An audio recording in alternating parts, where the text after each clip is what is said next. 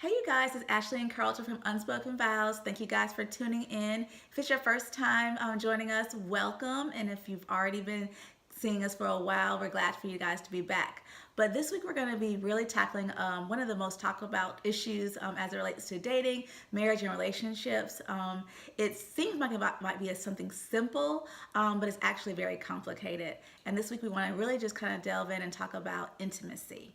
Yeah, so when we were approaching this topic of intimacy, we thought it'd be cool to like poll some of our friends or even just followers on social media and everything out there. So we got some interesting answers. I won't go through them specifically, but from the guys' side, I heard a lot of interesting things. When you think, what's the first thing that comes to your mind when you say intimacy? Well, Well, I'm sure if I were a guy, I'm sure I probably would, sex probably be the first that's thing I. what you would think, but I didn't get quite that many of those. Or maybe people just didn't want to say that, so they wanted to come with a different answer. But let's be honest, that's in the mix, right? But there were some other things in there about being close and spending quality time and a lot of other good things. But what are some of the things that you heard from the female point of view? Yeah, most of them were saying like they want that connection. They want to be connected to their spouse. They want to have complete transparency. I think that was my favorite one because I think intimacy is all about really being able to see into a different person or see into your spouse rather, and for them to be able to really see into you. They also said scary. And when you're talking about intimacy and a person really seeing into you, I think that it could really be scary. But they also said not just scary, but also strengthens your relationship. They said the slow moments between those fast times. And I had to really stop and think about that. I was like, okay, it really is because a lot of times you're moving all fast, but it's those real kind of the slow times where you're able to really connect with your spouse and kind of talk to them about kind of what's going on in your life. And then one of my other favorite one was being on one accord. That's really what transparency, what intimacy is all about. It's just really being unified as a couple. Awesome, awesome. Yeah, and one of the things that came to my mind when you mentioned that, one of the marriage seminars we went to recently, when our pastor was speaking about intimacy, he kind of broke it down and made it stand for, or said it could stand for, into me see, as in the other person is truly able to see into you and really be close to you and know all about you. So it's a nice way to break it down and think about it. But with that said, we're going to go touch a little bit on what are going to be some of the topics that we delve into for intimacy on this series that we're going to be doing.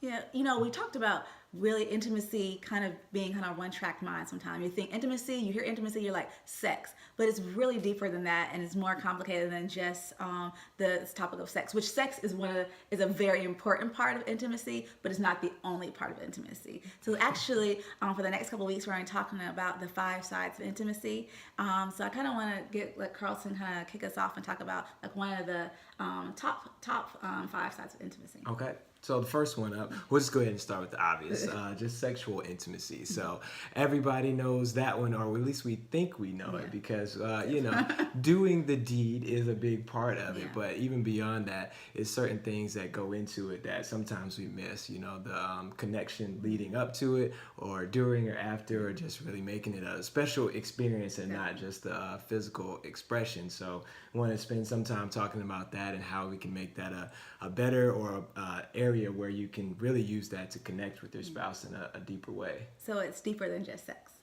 Yes. Okay. The next one we're going to talk about in the next upcoming weeks is social, and that's really just about being able to do different activities with your spouse and really keeping your marriage fresh and making it adventurous. I think that's one of my favorite ways to connect with my husband as we're talking about intimacy is just really just doing things together, just kind of getting back to kind of what it used to be before all the work, before all the kids, just connecting on that social and doing just different activities together, whether it's going to seeing different type of movies together or taking great vacations. Yep, that's a good one. And so the next one for all the nerds out there like me is intellectual intimacy. Love it. So yes. So I kind of like that one, or obviously it's something that speaks to me because I like to have intellectual conversations about different things. So whether it's current events or just really digging into politics or whatever it is that kind of interests the two of you, I think being able to connect on that mental level is really key and keeps you guys having that that different connection, because it's not all physical, but that's like something that lets you connect on a deeper level from that standpoint too. And just kind of on a personal note, I think the intellectual connectedness or the intellectual intimacy is what really first drew me into Carlton, because he is such an intellectual.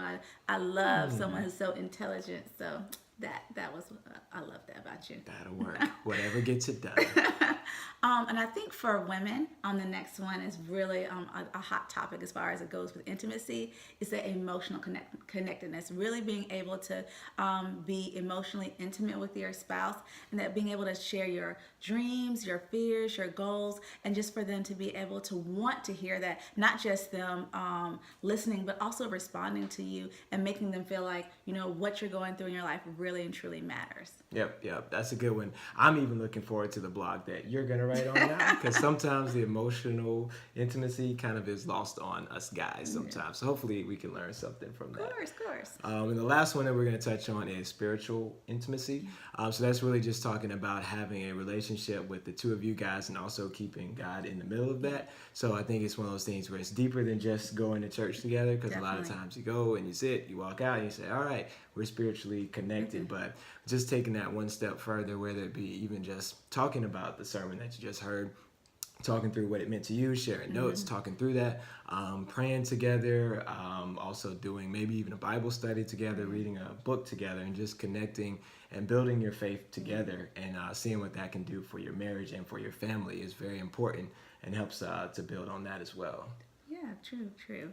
Well, that's kind of it for the 5 sides of intimacy. You know, we have sexual, social, intellectual, emotional, and then spiritual. So for the next couple of weeks, we'll be talking about that. So make sure you tune in to unspokenvows.com or follow us on Instagram, Twitter, or Facebook to get caught up on all things Unspoken Vows.